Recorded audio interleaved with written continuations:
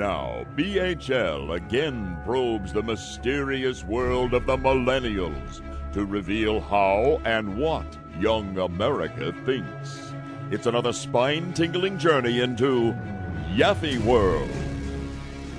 Yaffee, my boy, the Yaffee generation, your generation, is a huge voting bloc. Yep, and, growing every day. And the candidates are going to have to sync up with your generation if they want to win a significant number of votes and in the upcoming primaries and then for whoever makes it to the nomination, the general election. Let's focus on that and what's going on within the Yaffee generation. Well, you talked about earlier how in the polls for the whole electorate, the economy is the number one issue. Dominant. It's the biggest issue. Well, it has to be the biggest issue for my generation because more and more people in my generation are living at home. Because they can't afford to be independent and on their own, right? Well, their wages are stagnating. Compared to previous generations, their wages are lower in every sector of the economy, from retail to technology to everything. My understanding is the only place that they've actually gone up in pure dollar terms when you adjust for inflation over the years is in the healthcare sector, and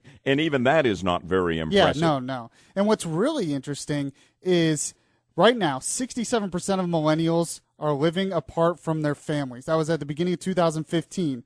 That is down from 69% in 2010, which is good, and 71% in 2007.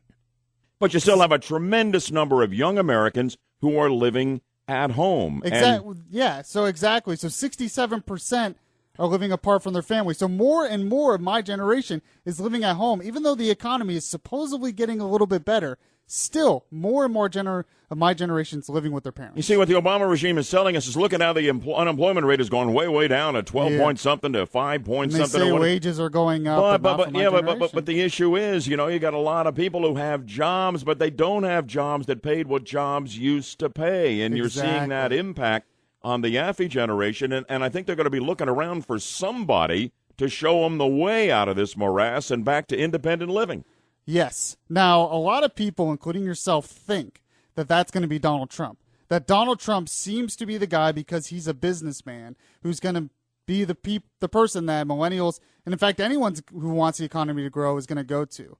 The only reason I'm a little wary of that Why is that? Is because you would have thought in 2012 Romney would have been the guy for the same reason.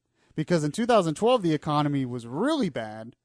And Romney, successful businessman. Absolutely. Had the Midas touch, the whole thing, turned the Olympics around, independently wealthy, although not as wealthy as Donald Trump.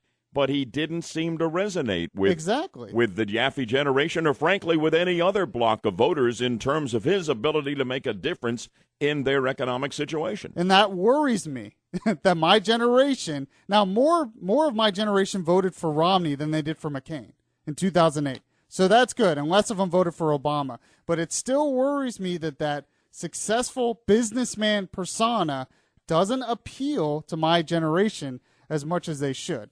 I think it will ultimately help him in the primary and probably help someone like Rand Paul as well, who's focusing a lot on the economy, and Scott Walker, another one who's focusing a lot on the economy. And that's our visit to Yaffee World from my producer of the Yaffee generation, who knows whereof he speaks. Join us next time for another illuminating journey into the mind of the Millennials in Yaffee World.